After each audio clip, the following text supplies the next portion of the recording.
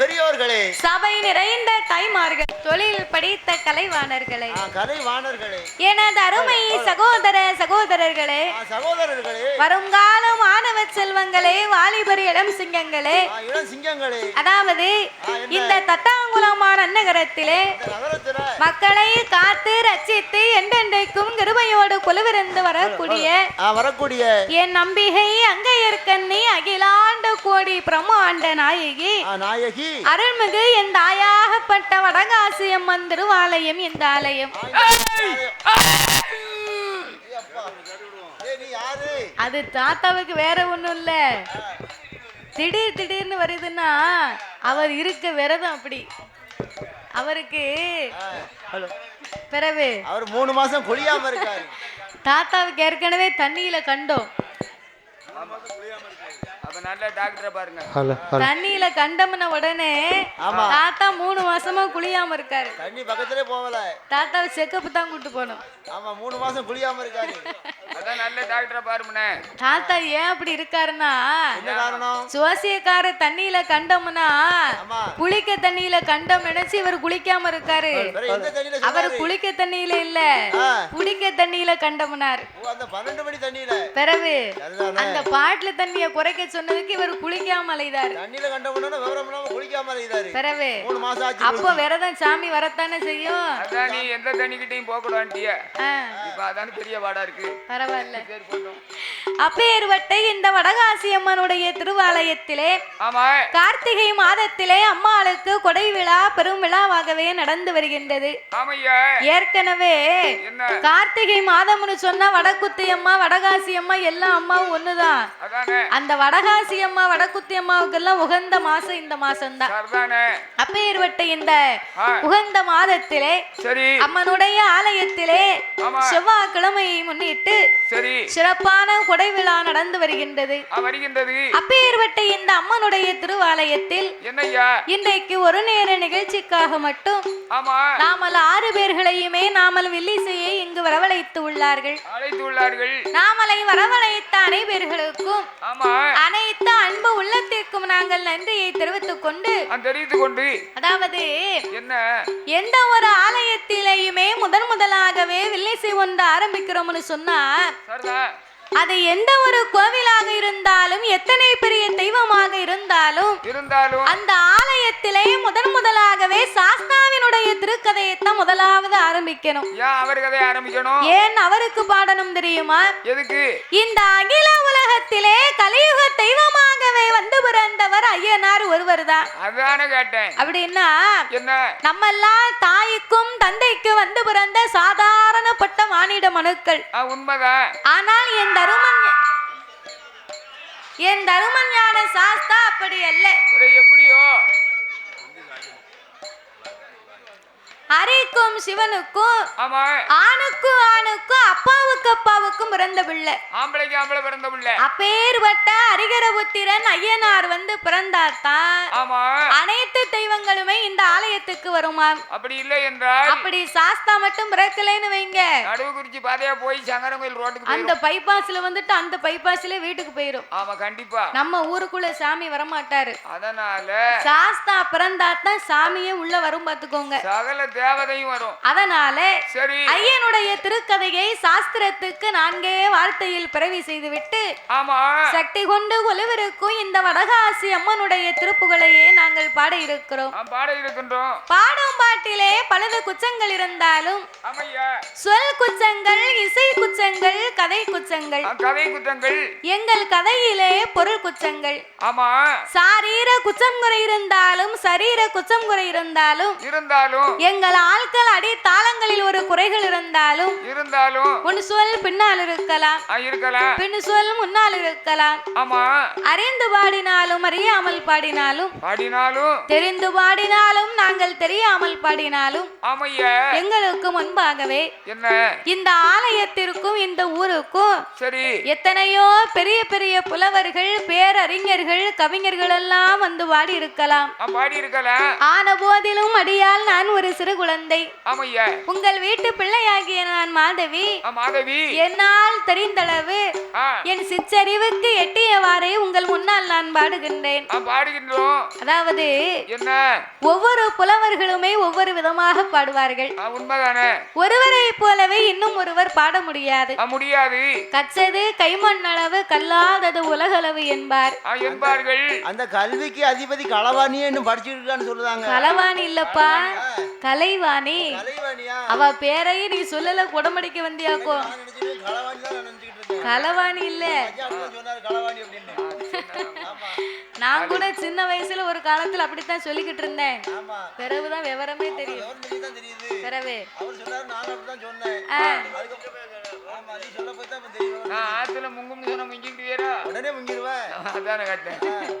அப்படி இருப்பதனாலே நான் எல்லாம் தெரிந்தவளும் அல்ல, அனைத்தையும் கற்றவளும் கிடையாது.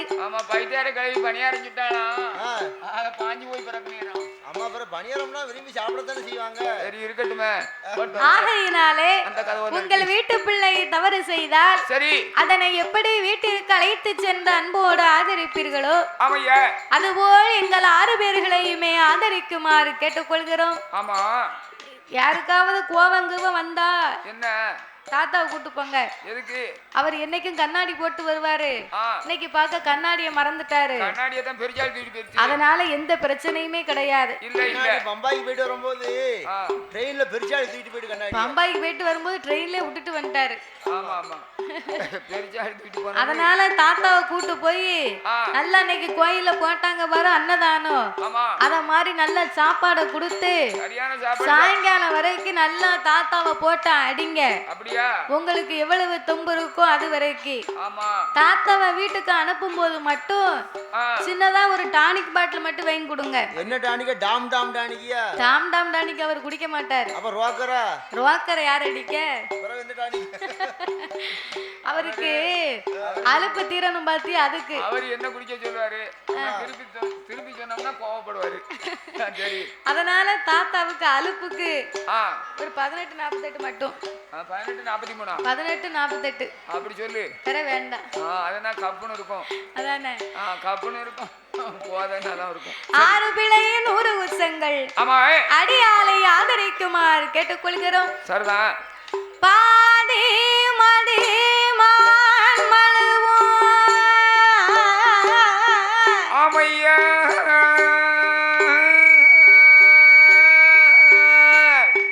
கங்கையோடு பாம்பணிந்து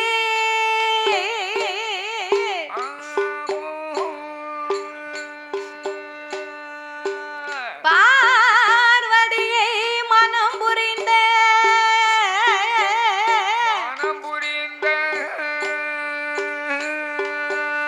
ஆதிசிவன் மோகமது கலிடமாகி அச்சுதன் என் பெருமான் இருகரத்தினால் ஏந்த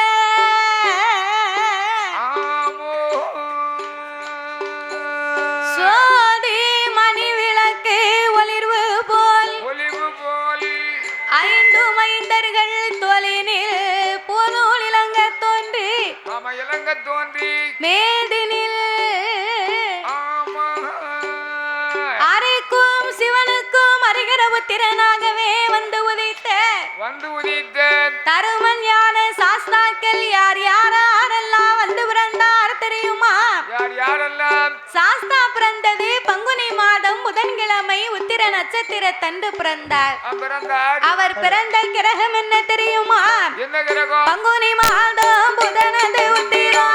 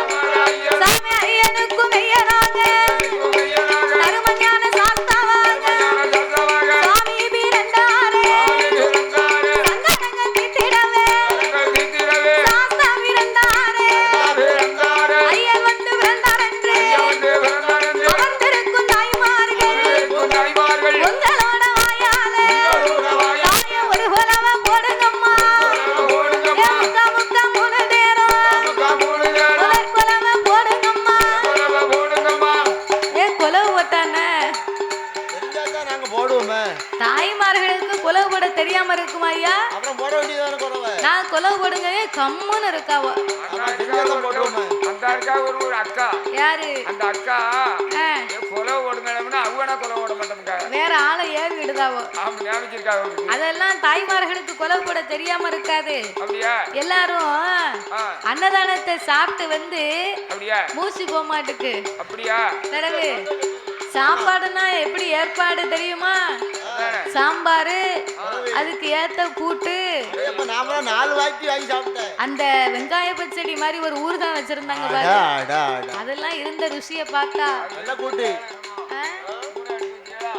அதெல்லாம் சாப்பிட்டு வந்துட்டு எங்களுக்கு எல்லாம் மூச்சு போக மாட்டுக்கு. அப்படியா? பிறகு அது மட்டும் இல்ல, நீ கொலை போட சொன்ன போன கோயில இப்படிதான் கொலை போட சொன்ன.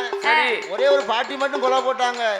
பாட்டி கெட்டு பல்லு கீழே விழுந்துட்டு ஐயோ நாய் தூக்கிட்டு ஓடியே போயிட்டு. பாட்டிக்கு கெட்டு பல்லா இருந்ததுனால கீழே விழுந்துச்சு. ஆமா, எங்க தாய்மார்களுக்கு எல்லாம் நல்லா இருக்கு. இங்க போற நல்ல பல்லு இப்ப போடுவாங்க பாரு கொலவை. போடட்டும் பாப்போம். போடுங்கம்மா ஒரு கொலவை. எங்கம்மா ஒரு கொலை? பொன்னான மலை கொலவை.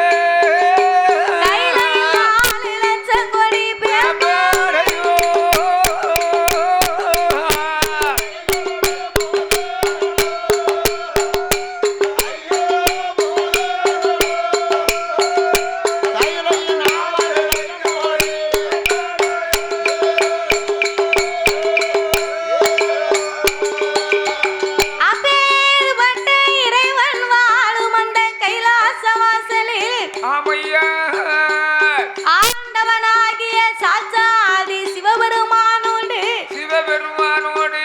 இறைவனோடு இன்னும் யார் யாரெல்லாம் கொலைவிருந்து வருகின்றார்கள் யார் யாரெல்லாம் ஆகாயத்தில் சூரியனோ ஆகாயத்தில் சூரியனோ அன்புகுலி சந்திரனோ ஆகாயவாணியோடு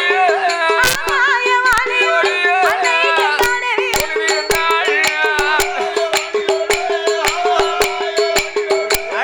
கங்காதேவி கொலுவிருந்தாள்.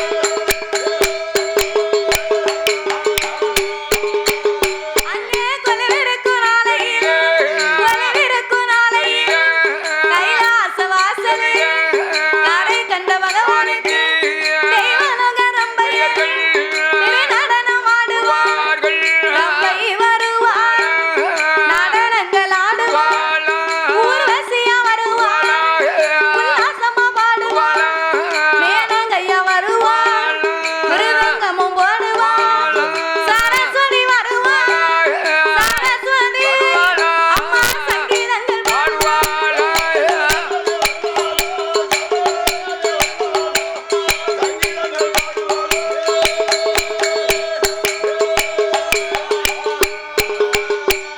அப்பேற்பட்ட இறைவன் வாழும் அந்த கைலாச வாசலில் வாசலில் ஏ மீசக்கார தாத்தா, என்ன தாத்தாவுக்கு துணையா இருப்பேன்னு பார்த்தா எங்க எந்திரிச்சு போறிய? சூப்பர் வில்லன் போயிட்டாரு. அப்படியா? இந்த வில்ல எங்க இருந்து கொண்டு வந்தீங்க? ஆ, இது சூப்பர் வில்லன் அப்படினு போறாரு அண்ணாச்சி. வில்லு சூப்பர்னாலும் உட்கார்ந்து கேட்க வேண்டாம். என்ன வந்த உடனே விசாரிச்சாவ நான் நினைச்சேன் தாத்தாவுக்கு தாத்தா மீசக்கார தாத்தா துணையா இருப்பாங்கன்னு பார்த்தேன். அண்ணாச்சியோ அதான் வந்து ஒரு அரை மணி நேரம் விசாரிச்சார பாப்போம். அண்ணாச்சி தாத்தாவுக்கு கேட்கல. நம்ம பேசுறது கேட்கல அவருக்கு. ஈசகர் அண்ணாச்சி பரவாயில்ல. ஐயா அரை மணி நேரம் பார்த்தாரு வில்லு. வில்லு பார்த்துட்டு தம்பி இங்க வா, ஏ நாட்டாம தம்பி வில்லு சூப்பர் வில்லு அப்படின்னு சொல்லிட்டு போறாரு. அப்பேற்பட்ட இறைவன் வாழும் அந்த கைலாச வாசலில் ஆமா தாத்தா உங்களைத்தான் அப்பலே கூப்பிட்டுக்கிட்டு இருக்கேன். சரிதானே வெளியே போய் பழக்கம் நடக்கு. காபி குடிச்சிட்டு வருவாங்க. யானை தோல் போர்வையும் புலித்தோல் ஆசனங்களோடு ஆமா சக்தியோடு ஆண்டவன் கையிலே குலவிருந்து வருகின்றார். வருகின்றார். அப்படி குலவிருக்கும் இறைவனாகிய சிவபெருமான் என்னய்யா 714 உலகத்தை இறைவன் படைத்து 224 புவனங்களையும் ஆண்டவன் படைத்தார். படைத்தார். 7 சப்தாசாரங்களாகப்பட்ட கடல்களை படைத்து ஆமையா கல்லுக்குள் இருக்கும் தேரையவும் தாயார் கருப்பையுக்குள் வாழும் சிசுவையும் முட்டைக்குள் உருவாகும் குஞ்சியவும் ஆண்டவன் படைத்து ஓர் அறிவு முதல் 6 அறிவு படைத்த நாமளை போன்ற மானிட மக்களை படைத்தார். நாமளை ஏன் படைத்தார்? எதற்கு படைத்தார்? நம்மளெல்லாம் ஆண்டவன் எதுக்கு தான் படைச்சாரோ தெரியல. ஏன் இவ்வளவு கவலைப்படுது தாத்தா? இந்த பூமியில பிறந்து என்ன பாடுபட வேண்டி இருக்கு.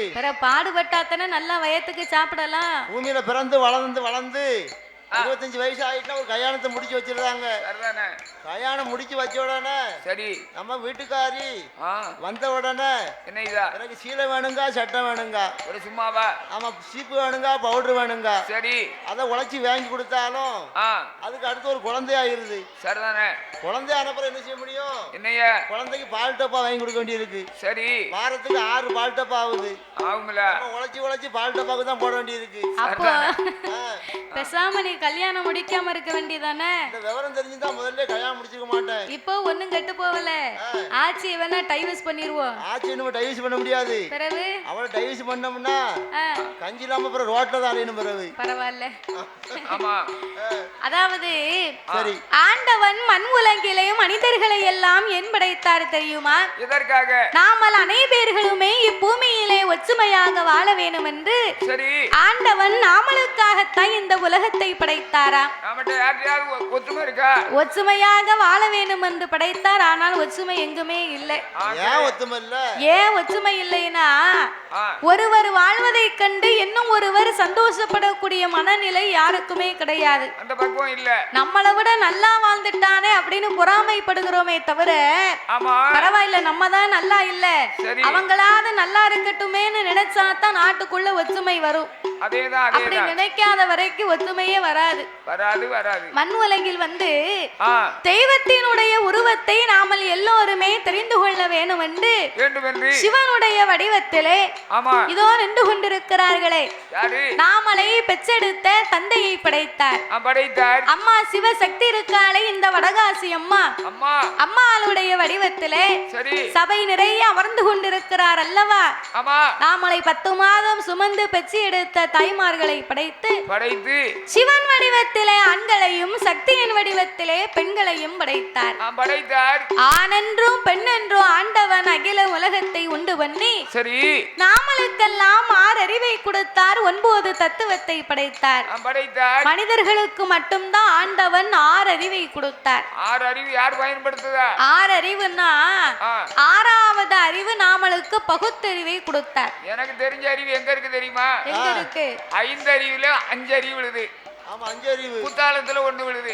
ஆமா சேர்த்து பார்த்தீங்கன்னா 6 அறிவு. ஓ அறிவுக்கு அந்த அறிவு தான் தெரியும். அப்படியா? வேற தெரியாது. சிறப்பு வேற என்ன? 6வது அறிவுன்னா அதுதான் பகுத்தறிவு. சரி பகுத்தறிவுனா என்ன தெரியுமா ஐயா? எப்படி? நம்ம மனுஷங்க வந்து அம்மா கிட்ட எப்படி பேசணும்? அம்மான்னு சொல்லணும். அப்பா கிட்ட எப்படி பேசணும்? அப்பான்னு சொல்லணும். நம்ம மாமியா கிட்ட எப்படி பேசணும்? அத்தங்கணும். கொஞ்சம் அமைதியா இருங்க அண்ணாச்சி. அப்பதானே நாங்க படிக்கிறது உங்களுக்கு கேட்கும்.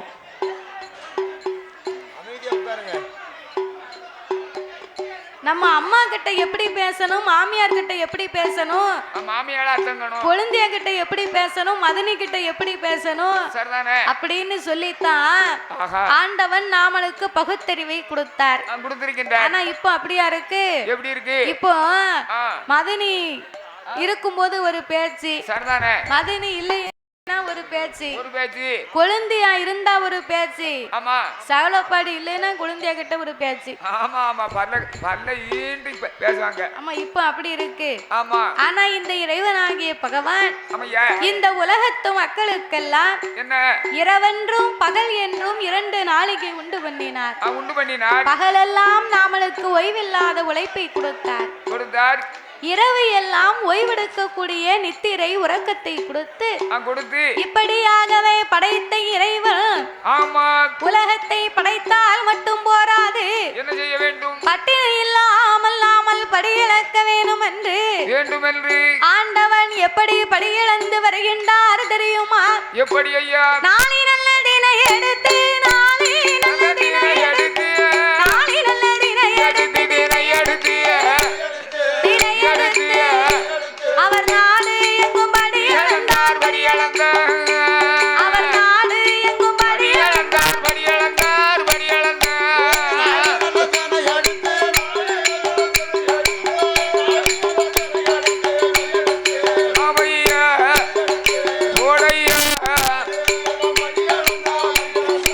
அப்படி போடு நாடு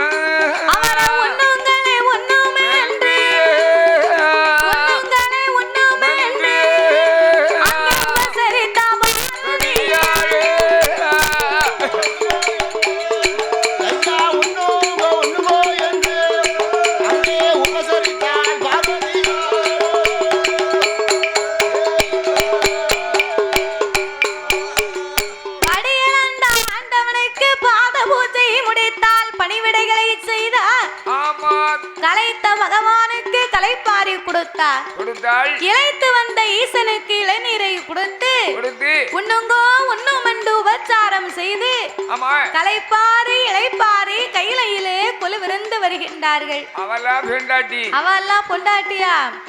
ஏன் ஆட்சி உனக்கு பிடிக்கலையா தாத்தா? கொஞ்ச நாளா பிடிச்சது, இப்ப வர வர பிடிக்க மாட்டோம். வர வர பிடிக்கலன்னா உனக்கு வயசாகி போச்சு பாத்தியா? ஆமா, அதனால பிறகு 80 வயசு யாருக்கு? அது எங்க அக்காவை தான் ஒரு கட்டி கொடுத்துருக்கோம். எங்க அக்காவை ஒரு கட்டி கொடுக்கும் போது 40 வருஷத்துக்கு முன்னாடி எங்க அக்கா பச்சைக்கிளி மாதிரி இருந்தா. சண்டால மனுஷனுக்கு கட்டி கொடுத்து மனுஷன் எங்க அக்காவை குரங்கா ஆக்கிட்டாரு. அவர் குரங்காக்கிட்டாருன்னா வேலைக்கு போயிட்டு வீட்டுக்கு போனா சாப்பிட்டோமா தூங்கணுமான்னு இருக்கணும். வயசு 80 வயசு ஆயிட்டு வந்தோடனே சாப்பிட்டோமா முடக்கணுமான்னு இருக்கணும். அதை விட்டுட்டு வேலைக்கு போயிட்டு தண்ணியை போட்டு வந்து அவளை தொணன்னு இருக்க விடாம 6 மணிக்கு தண்ணியை போட்டு வந்து விடிய விடிய தண்ணியை போட்டு தூங்க விட மாட்டேங்காரு. ஒரே பேச்சு. ஆமா, அதை சொல்ல இதை சொல்ல ஒரே புலப்பந்தான். பக்கத்துல இருந்து பார்த்த மாதிரியே கலவுடுத. ஆமா, எனக்கு தெரியும்ல. தெரியுமோ? சரி, இருக்கட்டும். அதாவது அந்த காலத்திலே ஆனா பிறந்த அம்பளை அதிகாலை 5 மணிக்கு எழுந்திரித்து அந்த ஐயா தோல்ல ஒரு மம்பட்டி தூக்கி போட்டு பேயாமல பெருமலையில வீர சமத்த விக்ரமாதித்தனுக்கு ஒரு கோட்டை விதப்பாட்டையும் ஒத்தையிலே வரப்போட்டு வாராம். அந்த ஒரு கோட்டை விதப்பாட்டையும் வரப்போட்டதுக்கு ஒரு ஆள் தான் அப்போ. அப்படியா? ஆமா. ஆனா இப்போ குருணி விதப்பாட்டுக்கு 9 ஆளு. அதுலயும் வீட்டுக்கு வரும்போது குறை போட்டு வந்துருவா. அவளுக்கு சம்பளம் 250 ரூபாய். அப்படியா? காலையில ஆட்டோ சாரிச்சு போண்டாட்டி என்ன பொண்டாட்டி? போண்டாவும் டீயும் அப்படி விவரமா பிரிச்சு சொல்லு. அவளுக்கு வெத்தலை பாக்கு இதுவும் போக அவளுக்கு சம்பளம் வேற கொடுக்காங்க. சம்பளம் கொடுக்காம ஓதில வேலை வைப்பாங்க இப்போ உள்ளவங்களுக்கு. சரி. ஆனா அப்போ என்ன ஒரு கோட்டை விதப்பாட்டையும் அவர் ஒத்தையிலே வரப்பு வெட்டி வந்தாருன்னா அவருக்கு சம்பளம் எவ்வளவுங்கிய? எவ்வளவு? வெறும் 1.25 ரூபா. சம்பளம் குறைஞ்சு போச்சு. 1.25 ரூபான்னு அப்ப பெரிய துட்டு, பெரிய காசு. பிறகு அந்த 1.25 ரூபாய் சம்பளத்தையும் வாங்கிட்டு வந்து பெண்ணா பிறந்தவா கையில கொடுத்தா அந்த அம்மா என்ன செய்வா? புருஷ வரங்குள்ள ஒரு சோறுகரிய பொங்கி ஒரு முட்டையை கிட்டைய அவிச்சு ஒரு வெந்நீர் போட்டு சிரிச்ச முகம் சீதேவியா எதிர்பார்த்து நிப்பாளாம். இப்படியா சிரிப்பா? இப்படி சிரிச்சா அவர் வீட்டு பக்கமே வரமாட்டாரு. நீ இப்படி சொல்லுவேன்னு தான் நான் அனியனால சிரியாம இருந்தேன். சிரிச்ச முகம் சீதேவின்னா நீங்க எதுவும் சிரிச்ச முகத்தோட இருப்போம்னுவாக்க அதுக்கு நீ குறைச்சிட்ட. புன்னகை சிந்தி பல் தெரியாம சிரிக்கணுமா? பல் தெரியாம எனக்கு சிரிக்க தெரியாது. அப்ப சிரிச்ச முகம் சீதேவியா நின்னு ஏயா என்ன நீங்க வேலைக்கு போயிட்டு வர இவ்வளவு நேரம் ஆயிடுதோ? கொஞ்சம் நேராச்சு. நீங்க அழுத்த உட்கார வேண்டாம். என்ன வேணும்? கொல்லப்புறத்துல வெண்ணி போட்டு வச்சிருக்கேன் போய் குளிங்க. ஆமையா அப்படின்னு இந்த ஐயாவை குளிக்க சொல்லி இந்த அம்மா போய் முதுகு தேய்ச்சி விடுவாளா. ஐயோ, அப்ப ஏன் முதுகு தேய்ச்சி விட்டாங்க தெரியுமா? இவர் ஒரு கோட்டை விதப்பாட்ட ஒத்தையிலே வரப்பு வெட்டினாரு பாருங்க. அதுல ஒரு மம்பட்டியில காப்பிடி மண் அவர் முதுகுல தான் விழுமா. அந்த அளவுக்கு வேகமா முங்கு முங்கு முங்குன்னு வாங்கி வெட்டி எறிவாரு. இப்ப உங்களுக்கு போட்ட மம்பட்டியே புடுங்க பெலம் இல்ல. அந்த அவரை முதுக தேய்க்கும் போது அண்ணா தெருவெல்லாம் சீரழிஞ்ச பல்பு காட்டுல வேற பார்த்து வந்து ஆம்பளைக்கு கட்டிய மனைவி குளிக்கும் போது முதுகு தேய்ச்சி விட்டான்னா என்ன ஆகும்? அவர் களைப்பெல்லாம் பறந்து போகும். அப்படியா? ஏன்னா அந்த காலம் அவர் அப்படி வேலை பார்த்தாரு, அந்த அம்மா அப்படி பணிவிடை செய்தார். ஆனா இப்ப நீங்க பார்க்க வேலைக்கு உங்களுக்கு பணிவிடையும் கிடையாது, பச்சை பழம் கூட கிடையாது. என்ன 4 நாளைக்கு முன்னாடி ஒரு ஆள் அப்படிதான் வரப்போட்ட கூப்பிட்டாரு. ஆமா, நான் கனத்த மம்பட்டி ஒண்ணு வீட்டுல போட்டிருக்கேன். சரி, அதை எடுத்துட்டு போயிட்டேன் காலையில 5 மணிக்கு. ஆமா, வரப்போட்ட போனேன். சரி, வரப்பு நல்லா நனைஞ்ச வரப்பு, ஏற்கனவே மழை வேற பெஞ்சிருக்கு. ஆமா, நல்லா குளிந்து போய் கிடக்கா. நான் வச்சிருந்தது கனத்த மம்பட்டி. சரி, வாங்கி ஒரு போட்டு போட்டேன் வரப்புல. மம்பட்டி பூரா ஃபுல்லா முங்கிட்டு ஐயோ அந்த மம்பட்டியை புடுங்க முடியல. வயக்காட்டுக்காரரை கூப்பிட்டு ரெண்டும் சேர்ந்து புடிங்கி வேலைக்கு கூப்பிடுவாங்களா? கூப்பிட மாட்டாங்க. அவன் ரெண்டும் சேர்ந்து புடிங்கி மம்பட்டியை கழுவி வீட்டை பார்த்து வந்துட்டேன். அதான் சீத்துவங்கிட்ட கழுதைக்கு சின்ன கழுதை துணையாம். ஆமா, இப்ப நமக்கு போட்ட மம்பட்டியை புடுங்க முடியல. ஆனா கைலாசத்திலே ஆண்டவனாகிய பகவான் அப்படி அல்ல. அகில உலகமெல்லாம் ஆண்டவன் படி இழந்து வந்தார். பார்வதா தேவி பாத பூஜை முடித்தால் பணிவிடைகளை செய்தார். கலைப்பாரி இளைப்பாரி கையிலே பொழுவிருக்கும் போது என்ன ஐயா மறுநாள் பொழுது விடிந்தது. என்னாச்சு? பார்வதி சும்மா இருப்பாளா? என்ன? ஆண்டவனை அழைத்து, சரி ஆண்டவா பரம்பொருளே ஐயா, நீங்க ஈரேழு உலகம் எல்லாமே என்னைக்குமே இறையிழந்து வாரீங்க. ஆமா.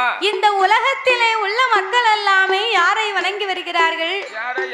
அம்மா பார்வதி, என்ன? உலகத்தை படைத்து காத்து ரட்சிக்கும் கடவுள் நான் தான்.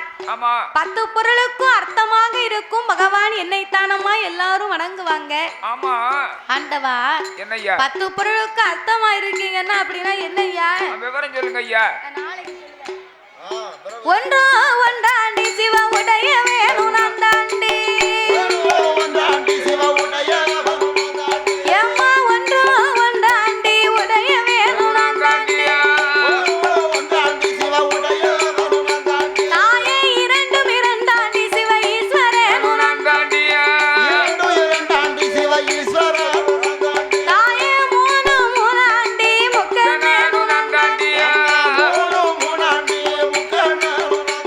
எம்மா நாலு நாலாண்டி நாலு வேதங்களும் நான் தாண்டி. தாயே ஐந்து நல்லா ஐந்தாண்டி ஐந்தாண்டி ஐந்து பஞ்சபூதங்களும் நான் தாண்டி. ஐந்து பஞ்சபூதங்களும் நான் தாண்டி.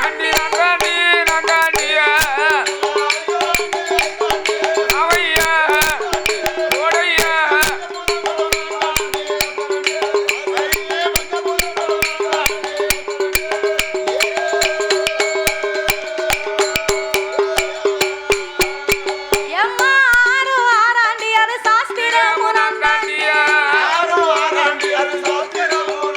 தாயே ஏழு ஏழாண்டி அது சமுத்திரமும் நான் தாண்டி.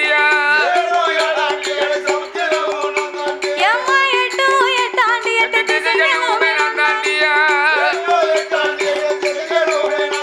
தாயே ஒன்பது ஒன்பதாண்டி நவக்கிரகம் நான் தாண்டி. பத்து நல்ல பத்து நல்ல பத்து நல்ல பத்தாண்டி பத்தாண்டி பத்தாண்டி பகவானும் நான் தாண்டி. பகவானும் நான் தாண்டி.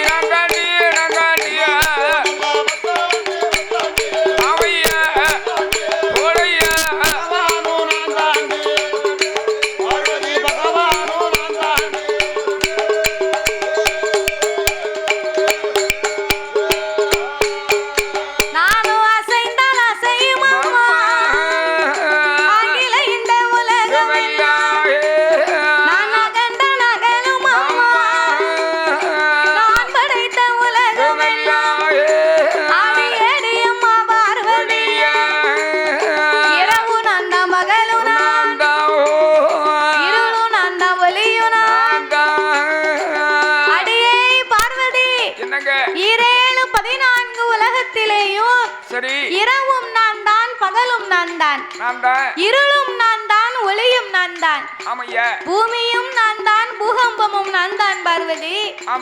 8 திசையும் 16 கோணங்களும் அடியேன் தான் அம்மா. அப்படி இருக்கும் போது இந்த ஆண்டவன் மீது உனக்கு என்னம்மா சந்தேகம் வந்து விட்டது? ஆண்டவா, 10 பொருளுக்கு அர்த்தமாக இருக்கக்கூடிய தாங்கள் எனக்கு தெரியாமல் யாரோ 2 பேர்களை நீங்கள் வணங்கி வருகின்றீர்கள். அவங்க 2 பேரும் யாரு? ஏன் அவர்களை நீங்கள் வணங்க வேண்டும்?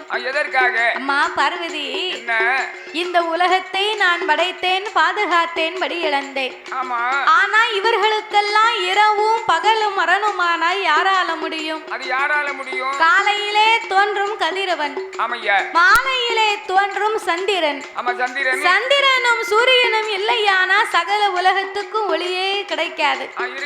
அதனால என் வலது கண்ணை சூரியனாகவும் ஆண்டவனால் இடது கண்ணை சந்திரனாகவும் நான் வணங்கி வருகிறேன் அம்மா.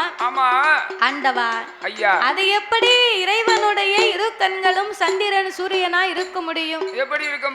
இன்றைக்கு இதனையே நாமல் பரிசோதித்து பார்க்க வேண்டும் என்று அந்த ஆதிவராசக்தி அம்பிகை அங்கையர்கண்ணி அகிலாண்ட கோடி பிரம்மாண்ட நாயகி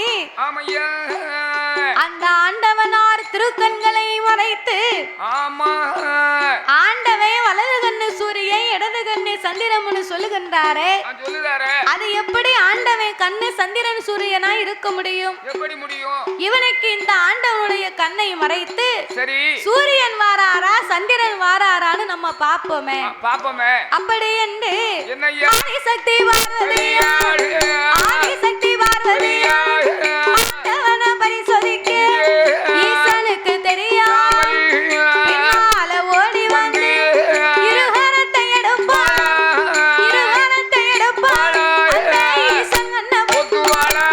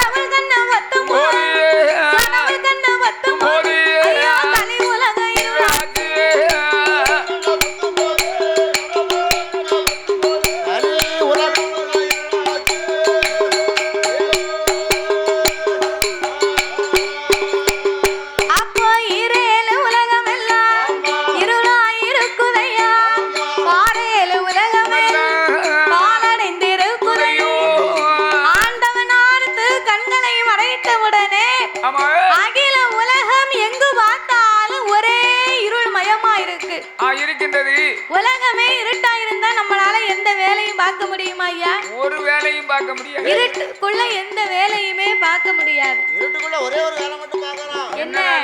நல்லா தூங்கலாம். நல்லா தூங்கலாமா? ஆமா. நல்லா தூங்கணும்னா சரி அதுக்கு கூட காத்தாடி வேணும் பாத்துக்கோ.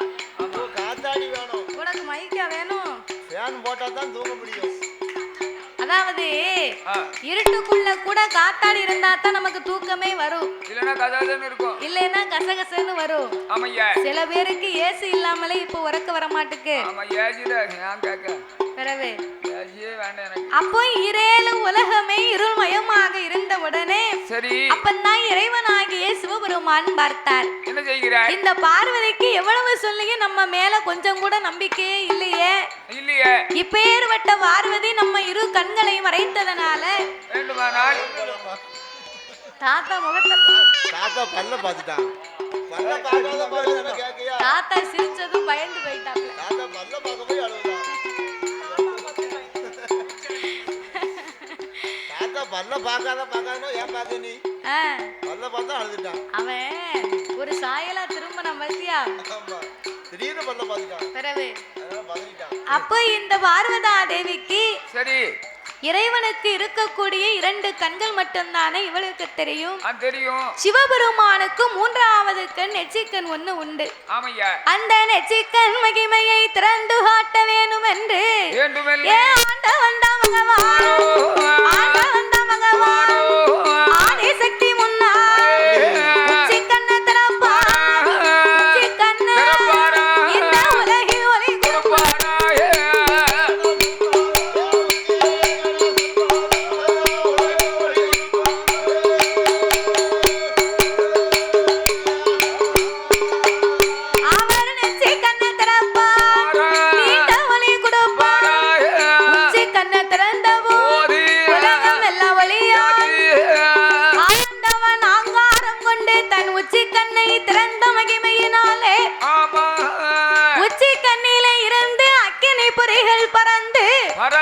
அதிலே இருந்த ஆங்கார ஓங்கார ரூபங்களை கொண்டு காளி அம்சத்திலே வீர சுரூபத்தோடு ஒரு அழகான பெண் வந்து பிறந்தார்.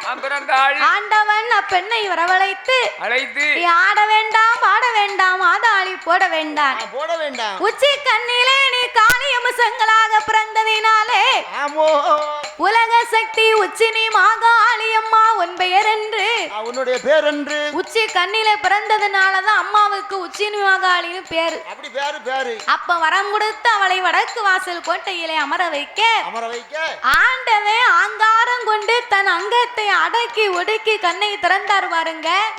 அந்த அக்கினியின் வெக்கையை தாங்க முடியாம சிவனுக்கு அங்கமெல்லாம் வேர்த்து ஆவி தணலாகி கடவுளுக்கு வேர்வை காட்டாச்சு வெள்ளமா கரை புரண்டு வருது. இந்த வெள்ளம் உலகத்துக்கு போனா உலகமே அழிந்து போகும் அப்படின்னு அன்னைக்கு நம்மளை எல்லாம் காப்பாத்தணும்னு சொல்லித்தான் சிவபெருமான் 1008 சடாமுடியிலே ஓர் முடியை உழைத்து அதையே தன் அங்கமெல்லாம் துவட்டி ஆண்டவன் ஒரு கொண்டை கட்டாகவே கட்டினார். அப்ப இந்த சிவபெருமானுடைய திருச்சடையிலிருந்து ஒரு 10 சொட்டு வேர்வை பூமியிலே கலக்க இதனையே 10 கடலாக படைக்க வேண்டும் என்று இறைவனுடைய திருச்சடையையே கடல் கரையாக வளைத்தார். அதற்கு பேருதான் கடல் கரை. பிறவே அவர் சொல்றாரு சித்தப்பன் பேர் கடற்கரை அப்படிங்காரு. எங்க சின்னியா பேர் இந்த கடற்கரை தான். உங்க சின்னியா பேரு கடற்கரையா? ஆமா ஆமா. உன் சின்னியா தான் உன் குடியை கெடுத்துட்டாரு. என்ன கெடுத்தாரு? உங்க அப்பாவுக்கு சாராயத்தை வாங்கி கொடுத்து இடத்த பூரா எழுதிட்டாரு. அப்புறம் நீ வச்சிட்டு போறான்னு சொக்காரன் தானே? அப்படியா? அவச்சா வச்சிட்டு போறாரு. நீ எழுதி கொடுத்துட்டு இப்ப சும்மா நிக்க. என் பேர்ல இடம் இருந்தானே எங்க சின்னியா பேர்ல இடம் இருந்தானே. பரவாயில்ல, அந்த மனசு இருந்தா நல்லா இருப்ப. ஆமா. சரி. அந்த கடற்கரை இல்ல, வேற என்ன? சிவனுடைய திருச்சடையை கடல் கரையாக வளைத்து கடல் கரை பகவானுடைய 10 சொட்டு வேர்வையை 10 கடலாகவே படைத்தார். அதற்கு பக்குவமாக பெயர் நாமத்தை கொடுத்தார். எப்படி ஐயா? சமிவங்கம் சம்பாதி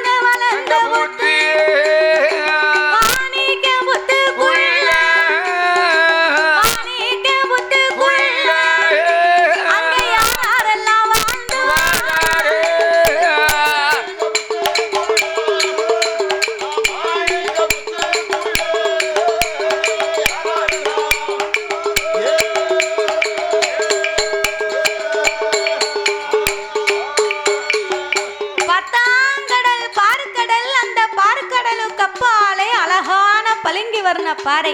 ஆமா. பலங்கி வர்ணம் பாறையிலே படர்ந்த ஆலமரத்தடியிலே காற்றடித்து மணல் குமித்து கரையான் புத்து வளர்ந்திருக்க முன்னால உள்ள ஆட்சிமாரெல்லாம் போட்டி போட்டு தூங்குதாவோ. நான் முதல்ல தூங்குதானா ரெண்டாவது நீ முன்னால தூங்குதியான்னு முன்னால உட்கார்ந்து உறக்க என்னமா வருது. உனக்கு என்ன தெரியும் மேலுக்கு வர வரது.